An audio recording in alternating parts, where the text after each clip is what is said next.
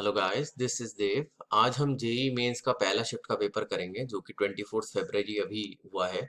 Okay, ये maths का करेंगे हम आज। और ऑल जितनी भी ये वीडियोस हैं इसी चैनल पे हैं और ये चैनल सिर्फ यूट्यूब पे है। Okay, so let's start. Okay, so this is the first question. इसमें है there are 6 Indians and 8 foreigners, so find the number of committee formed with at least 2 Indians such that number of foreigners twice the number of Indians। तो at least 2 Indians का मतलब है 2 Indians तो होने ही चाहिए इसमें। तो हम इसे ऐसे कर सकते हैं, देखिए स्टार्टिंग विद बेसिक्स, 2 इंडियन होंगे तो उसमें लिखा है such that number of foreigners twice, इसका मतलब है 4 फॉरेनर होंगे। फॉरेनर जो होंगे वो 4 होंगे, ठीक है। नेक्स्ट कमिटी किससे बनेगी? नेक्स्ट कमिटी बनेगी मान लो 3 इंडियन है, मान लो बढ़ा रहा हूँ मैं इंडियन, तो ये कितने 6 फॉरेनर हो जाएंगे, ठीक है। और तीसरी कमेटी होगी 4 इंडियंस की और होंगे 8 फॉरेनर, ठीक है। अब इससे आगे नहीं बढ़ सकता मैं, अगर 5 इंडियन हुए तो 10 फॉरेनर होने चाहिए, 10 फॉरेनर है नहीं, सिर्फ 8 है। इसका मतलब है कि इससे आगे नहीं बढ़ पाएगा, ठीक है। ये है नंबर ऑफ कमेटी। अब देखते हैं हम कैसे करेंगे इसको। तो देखिए 2 है, तो इसका मतलब है हमें 6 में से 2 इंडियंस चाहिए। इसका मतलब हम यहाँ लेंगे 6C2 इंटू 8 में से हमें 4 फॉरेनर चाहिए तो 8C4 plus 6C3 into 8C6 plus यहाँ आएगा 6C4 इंटू 8C8, ठीक है। तो 6C2 होगा, देखिए फैक्टोरियल 6/फैक्टोरियल 2, इसका मतलब है फैक्टोरियल 4, 6 इंटू 5 इंटू 4, 4 कैंसिल हो गया, 3 5 15 होगा ये, ठीक है। और फैक्टोरियल 8/फैक्टोरियल 4 तो यहाँ पे 8 हटा के 8 7 6 5, 4 कैंसिल हो गया, 4 इंटू 3 इंटू 2, 4 2 8 और ये 2, तो 14 5 70, ठीक है। सिमिलरली ये कितना होगा, फैक्टोरियल 6/फैक्टोरियल 6 इंटू 5 इंटू 4, ठीक है। एक 3 चला गया, 3 इंटू 2 ये भी गया, 20 इंटू ये होगा शायद 28, ठीक है। एक बार इसका देख लेते हैं। फैक्टोरियल 8/फैक्टोरियल 6 फैक्टोरियल 2, 8 इंटू 7, हाँ 28 है। ये होगा 15, ये होगा 1, ठीक है। तो यहाँ से आपका आंसर आ सकता है। ओके, तो आपका आंसर कितना होगा? ये होगा 7 5 35, 1050 plus this would B 560 plus 15, 7 5 12 6 1625 है। Okay, so 1625 is the answer. So this is the next question. There are two positive numbers p and q such that p plus q equal to 2 and p to the power 4 plus q to the power 4 equal to 272. So we have to find quadratic equation whose roots are p and q। देखिए concept होता है quadratic equation में, अगर हम देख रहे हैं ax² plus bx plus c है, ठीक है, इक्वल टू 0, तो हम इसको इस तरीके से लिख सकते हैं x² plus B by A X plus C by equal to 0। अब हमें चाहिए कि दो रूट्स चाहिए इस क्वाड्रेटिक इक्वेशन के, p एंड q। तो होता क्या है, p plus Q should be equal to minus B by A and P Q should be equal to C by A. मतलब पी क्यू जो है इस टर्म के बराबर होना चाहिए, या P plus Q minus of this, तो हमारे पास वो इक्वेशन रेडीमेड आ जाएगी, ठीक है। तो हमारे पास अब 4 ऑप्शन हैं, ठीक है। तो हमें ऑप्शंस में से चूज करना होगा, ठीक है। तो पहला ऑप्शन ये है, सेकंड ये है, थर्ड एंड फोर्थ।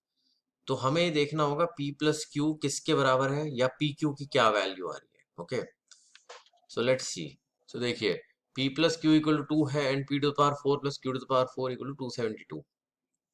तो अब क्या कर सकते हैं हम, ये जो p to the power 4 plus q to the power 4 है, ये आया कैसे? ये आया इस तरीके से, p² प्लस क्यू स्क्वायर का whole square minus 2p q and यहाँ पे स्क्वायर होगा। तो अगर हम इसको एक्सपैंड करते हैं, p4 q4 plus 2p² q² minus 2p² q², तो ये कैंसिल हो गया, तो आ गया ना। तो देखिए p² प्लस q² का square minus 2p² q² equal to 272। इसको भी हम एक्सपैंड कर सकते हैं, वो होगा p plus q whole square minus 2pq, ठीक है। इसका whole square minus 2p² q² equal to 272। अब p प्लस क्यू था 2, तो हम यहाँ सब्सटीट्यूट करेंगे, तो 2 का स्क्वायर हो गया 4, तो 4 माइनस 2pq, ठीक है, का square minus 2p² q² equal to 272, ठीक है। अब देखते हैं इसका आगे का क्या रिजल्ट आता है। हाँ, तो हमारे पास था 4 minus 2 PQ whole square minus 2 P² Q² equal to 272। ठीक है, तो नाउ लेट्स सी। अब ये आएगा A² 16, ठीक है, प्लस B² जो होगा 4 P² Q² minus 2AB। 2 4 to 16 PQ। Similarly ये आएगा minus 2 P² Q² equal to 272।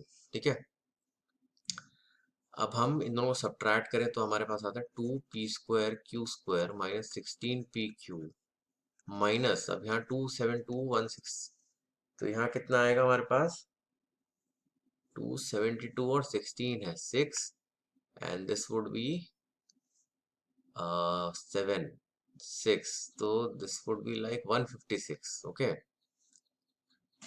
Sorry 256 होगा। Okay, this would be 256।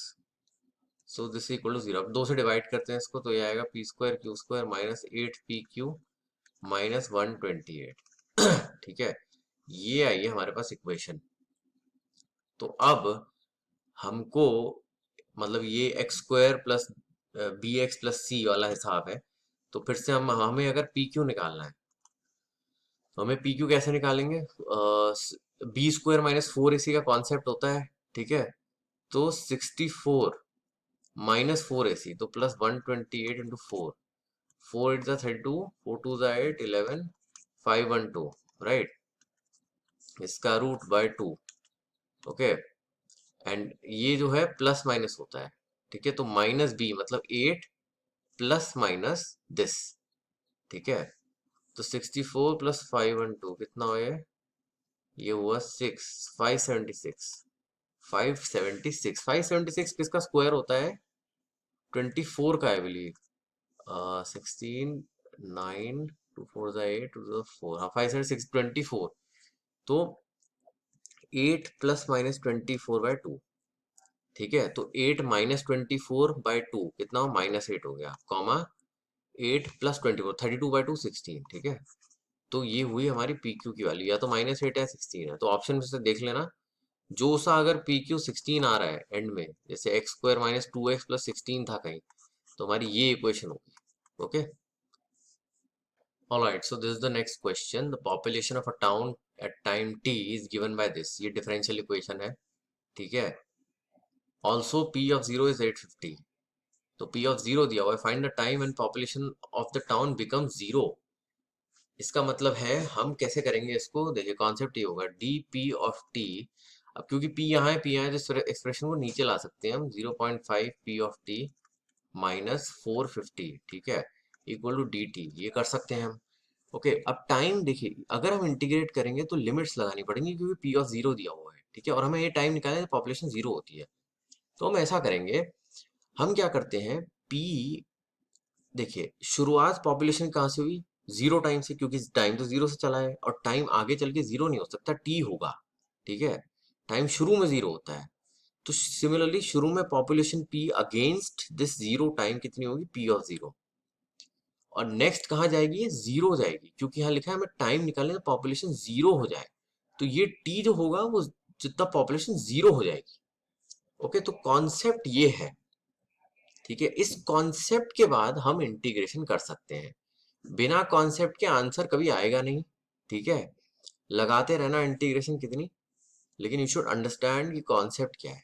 Okay, तो देखिए ये इक्वेशन है, अब इसे कैसे सॉल्व करेंगे? पहले तो 0.5 को हटाओ यहाँ से, तो 0.5 हटेगा तो होगा dP/P-900।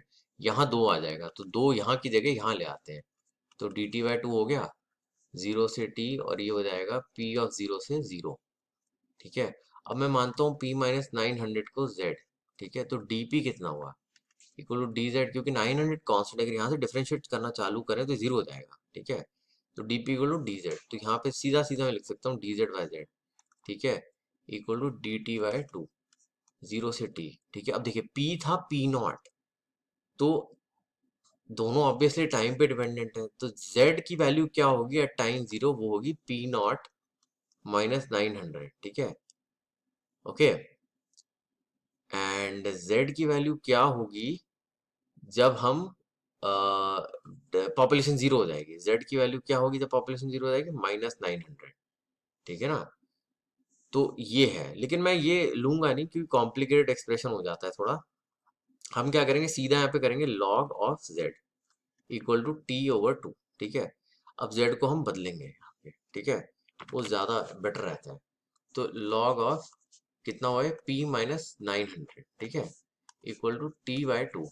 तो हम अब इसकी वैल्यू लेंगे। देखिए पी नॉट क्या था, पी नॉट था 850 जहाँ तक मुझे याद है, और ये था जीरो। ठीक है, एक मिनट, बिल्कुल सही है, पी नॉट था 850 और ये है जीरो। ठीक है, तो अब हम क्या करते हैं, पी को जीरो डालेंगे तो क्या हुआ है, लॉग माइनस 900। ऑब्वियसली अनडिफाइंड होता है माइनस, लेकिन अभी रुकना, माइनस लॉग ऑफ कितना हुआ है, 850 माइनस 900, तो ये माइनस 50 हो गया। ठीक है, equal to t by two. तो log a minus log b क्या होता है, log of a by b. तो माइनस 900 बाई माइनस 50, अब ये डिफाइंड हो जाएगा लॉग, क्योंकि प्लस हो गया है। ठीक है, टी बाई टू। तो अब यहाँ से क्या निकल के आता है, देखो ये हट गया, और ये अगर मैं कैंसिल करूंगा तो ये 18 से कैंसिल होता है। तो लॉग, सॉरी, तो टाइम कितना आएगा हमारे पास, 2 लॉग ई 18। ये है मेरा answer. Okay. Okay, now this is the next question. इसमें है the towers are 150 metre apart. दो टावर हैं, ठीक है, one tower is thrice the height of the other tower. इसका मतलब है, ये हो सकता है कि दो टावर हैं ये, और ये 150 मीटर अपार्ट है। इसका मतलब ये है 150 मीटर, ठीक है, और one tower is thrice the height of the other. इसका मतलब ये अगर ये 3h होगा अगर ये h है। The angle of elevation of the top tower from the mid point of the feet are complement to each other. इसका मतलब है, ये अगर मैं मिड पॉइंट मानूं तो ये और एंगल ऑफ एलिवेशन बोला है, तो एलिवेशन मतलब अगर ये है थीटा, तो ये होगा 90 माइनस थीटा। कॉम्प्लीमेंट मतलब दो एंगल कॉम्प्लीमेंट होते हैं अगर दोनों एंगल का सम जो है 90 डिग्रीज हो। ठीक है, determine the height of smaller tower. ठीक है, तो लेट्स सी। ओके, सो ये फिगर है, ठीक है, A B C D and ई।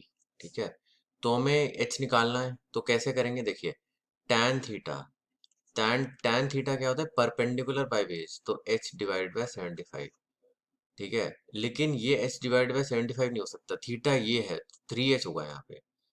तो tan theta is 3h bye 75। अगर हम करें tan 90 माइनस थीटा मान लो, तो ये कितना अब होगा, ये h बटा 75, क्योंकि ये 90 माइनस थीटा है। तो tan 90 माइनस थीटा एक्चुअली में होता है cot थीटा। ठीक है, तो tan इंटू कॉट जो है 1 होता है, तो ये दोनों मल्टीप्लाई करते हैं हम। तो ये दोनों में मल्टीप्लाई होंगे, तो मल्टीप्लाई करके क्या आंसर आएगा, 3h² बाय 75 का स्क्वायर इक्वल टू 1। ठीक है, तो 3h² इक्वल टू 75 इंटू 75, तो h² इक्वल टू 75 इंटू, अब ये होता है 25। ठीक है, तो ये है इसका आंसर। अब अगर हम फिर से इसे ब्रेक डाउन करेंगे ना, तो h² इक्वल टू हम लिख सकते हैं 25 इंटू 3 इंटू 25। तो इसका रूट लेंगे तो h आएगा 25 अंडर रूट 3। ये है इसका answer. Okay, so now this is the next question. इसमें है E to the power cos square theta plus cos 4 theta plus dot dot dot, और ये जा रहा है हमारा इन्फिनिटी तक, times log 2 is the root of equation this. ठीक है, तो इसकी जो वैल्यू आएगी सॉल्व करके, वो इस इक्वेशन की रूट के बराबर होगी, एक आधी एक रूट के तो बराबर होगी। द वैल्यू ऑफ, हमें इस एक्सप्रेशन की वैल्यू निकालनी है when theta is greater than 0 less than 5/2। तो लेट्स सी। देखो e की power cos square theta plus cos 4 theta plus dot dot infinity log e2 है।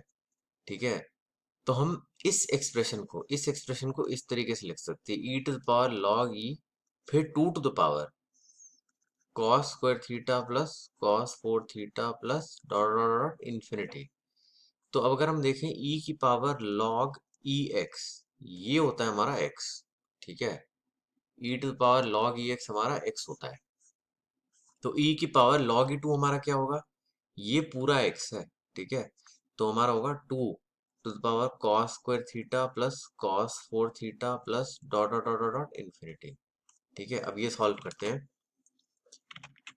तो देखिए, 2 to the power cos square theta cos 4 theta plus dot dot infinity. अब अगर ये देखें, ये ज्योमेट्रिक प्रोग्रेशन है जो इन्फिनिटी तक जा रहा है, तो जो इन्फिनिटी तक जाता है ज्योमेट्रिक प्रोग्रेशन, उसका फॉर्मूला होता है a/1 - r। ठीक है, तो provided 1 plus dot dot infinity हो, तो 1 यहाँ है नहीं, इसलिए हम क्या करते हैं, cos स्क्वायर थीटा को बाहर करेंगे।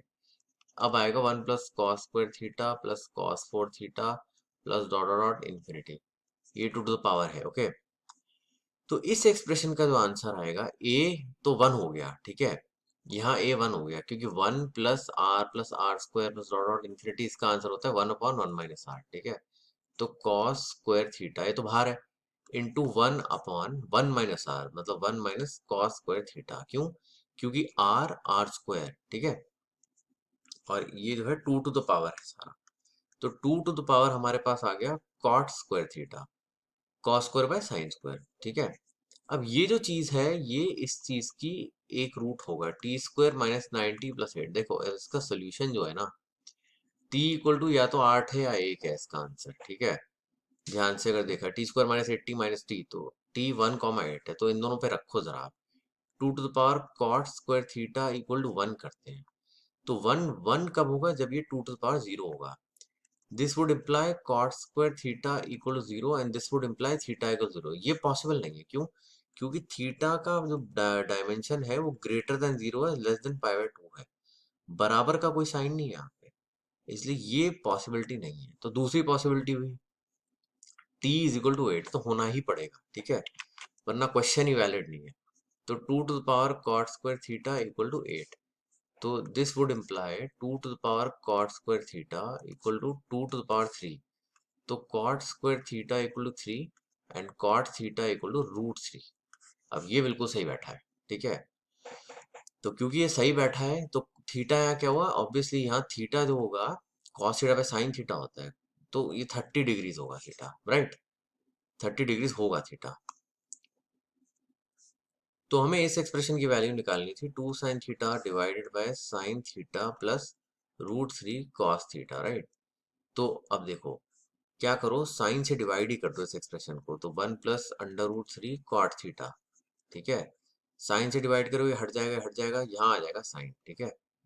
तो 2 divided by 1 plus under √3 cot theta क्या था, √3, तो ये आ जाएगा 2/4, ठीक है, तो ये इसका आंसर हाफ है, half is the answer. Alright, so this is the next question, इसमें है if I equal to integration cos theta minus sine theta divided by 8 minus sine 2 theta d theta equal to this, तो हमें ए comma B निकालना है, तो इसको solve करेंगे तो इसके सिमिलर कोई इक्वेशन आई तो ए और बी से कंपेयर करके हम इसकी वैल्यू निकाल सकते हैं। तो हमें कैसे करेंगे, हमेशा देखना जब भी न्यूमरेटर में ऐसा एक्सप्रेशन हो ना, हमें कुछ ऐसा वेरिएबल z सेलेक्ट करना चाहिए जो कि डिफरेंशिएट करके ये पूरा आ जाए आंसर। तो मुझे जो लगता है वेरिएबल है वो है cos theta plus sine theta. अगर मैं z को लूं, ठीक है, तो हमारा dz क्या होगा, हमारा dz होगा minus sine theta plus cos theta into D theta obviously. तो dz हमारा क्या हुआ, cos theta minus sine theta into D theta. देखिए पूरा न्यूमरेटर आ गया इसमें, cos theta minus sine theta into D theta, पूरा dz से हम सब्सटीट्यूट कर सकते हैं। ओके, तो हम इससे अब क्या करेंगे, अब आगे क्या करेंगे, देखिए अब आगे हम क्या कर सकते हैं, पहले ना हम जेड स्क्वायर लेते हैं। जेड स्क्वायर क्या होगा, A square plus B square plus 2ab, right, 2 cos theta sine theta. तो ये जो है 2 cos थीटा साइन थीटा, इसको हम लिखेंगे साइन 2 थीटा, ठीक है, और ये जो है ये 1 है, तो z square equal to this. हम साइन 2 थीटा को सब्सटीट्यूट करते हैं, वो कितना हुआ, जेड स्क्वायर माइनस 1, ठीक है, ये हमारा साइन 2 थीटा हो गया। तो अब हम एक्सप्रेशन लाएंगे दोबारा, आई इक्वल टू इंटीग्रेशन, ये पूरा expression cos theta minus sine theta into D theta, ये हो जाएगा dz, ठीक है, डिवाइडेड बाय अंडर √8 माइनस, ठीक है, 8 माइनस साइन 2 थीटा क्या है, जेड स्क्वायर माइनस 1, ठीक है, साइन 2 थीटा हमने लिखा है जेड स्क्वायर माइनस 1, तो हमारे पास क्या है, I equal to integration of dz divided by, अब देखिए ये आएगा 8 माइनस जेड स्क्वायर प्लस 1, ठीक है, तो इसका मतलब है ये हो जाएगा प्रॉपर आई इक्वल टू, यहाँ स्पेस थोड़ी कम है, dz divided bye √9 minus z square, ये हम लिख सकते हैं, ठीक है। तो अब हम आगे चलते हैं, तो हमारे पास जो आई आया है वो आया है dz divide by √9 minus z square, ठीक है, तभी कंप्लीट नहीं हुआ है, तो इसका आंसर हम कैसे निकालेंगे, अब देखिए z को हम यहाँ मानते हैं 3 वॉट, 3 हम मान सकते हैं 3 cos थीटा, चलो 3 cos थीटा मानते हैं फॉर अ चेंज, ठीक है। तो हमारे पास आई क्या आएगा, आई आएगा हमारे पास dz क्या होगा, dz जो होगा हमारे पास, वैसे माइनस में आ जाएगा, मैं ना इसे साइन मानता हूँ, बेस्ट रहेगा, ठीक है। 3 sin थीटा, तो dz क्या होगा 3 cos थीटा d थीटा, ठीक है। तो ऊपर मैं लिखूंगा 3 cos theta d theta divided by under root 9 minus z square क्या होगा 9 साइन स्क्वायर थीटा, ठीक है ना। ये हमने 3 साइन थीटा लिया है जेड को, ठीक है। दोबारा मैं लिख रहा हूँ इसको ताकि आप कंफ्यूज ना हो, this is 3 sine theta, z equal to 3 sine theta, okay. तो 9 माइनस 9 साइन स्क्वायर थीटा, तो यहाँ आएगा 3 cos theta d theta divided bye 9 बाहर गया तो 3, और 1 minus sine square theta cos square theta होता है, तो ये आ जाएगा cos थीटा। ये दोनों कैंसिल हो गए, इसका इंटीग्रेशन आएगा थीटा। अब हमारा थीटा आया, तो अगर हम देखें z equal to 3 sine theta था, तो साइन थीटा क्या है इक्वल टू z बाय 3, ठीक है। थीटा क्या है साइन इनवर्स z अपॉन 3, ठीक है। हमारे पास ये है, तो थीटा जो है हमारे पास ये है, आंसर ये है हमारा। तो हमारे पास जो आंसर है साइन इनवर्स z क्या था हमारे पास, z था sign theta plus cos theta bye 3, ठीक है ना। आगे प्लस सी भी होगा क्योंकि थीटा प्लस सी है, प्लस सी होता है हमेशा, ठीक है। तो जो हमारा एक्सप्रेशन था ओरिजिनल वो था a sine inverse sine theta plus cos theta by b and plus सी। तो a क्या है, a अगर हम यहाँ कंपेयर करें तो a ये है 1, और b क्या है, b यहाँ से कंपेयर करें तो b है 3, ठीक है। तो a equal to 1 and b equal to 3, this is my answer. Alright, so this is the next question. इसमें है a point is moving on the line such that arithmetic mean of reciprocal, देखिए reciprocal of intercepts on the axis is equal to 1/4। तो there are 3 stones whose position are 2 2 4 4 and 1 1, find the stone which satisfies the line। तो कोई भी line मान सकते हैं हम general y equal to m x plus सी। तो लिखा है reciprocal of intercepts on the axis. तो देखिए अगर मैं 0 मानूं तो y कब क्या कहते हैं, y 0 अगर हुआ तो x की क्या वैल्यू होगी, x की वैल्यू होगी minus c by m when y equal to 0। इसका मतलब है ये जो कोऑर्डिनेट है ना, ये minus c by M comma 0 होगा, ठीक है। इसका मतलब ये जो डिस्टेंस है, देखिए डिस्टेंस है, ठीक है, डिस्टेंस सी बाय एम माना जाएगा, लेकिन वैसे मैं माइनस सी बाय एम ले रहा हूँ इसको, ठीक है, क्योंकि intercept minus c by M कहलाएगा। और जो ये इंटरसेप्ट है, ये इंटरसेप्ट जो है ये तब होगा जब x इक्वल टू 0 होगा, तो ऑब्वियसली ये c है, ठीक है। तो minus c by m and c. तो अगर x का इंटरसेप्ट देखें तो वो है minus c by m, y का इंटरसेप्ट देखें तो c है।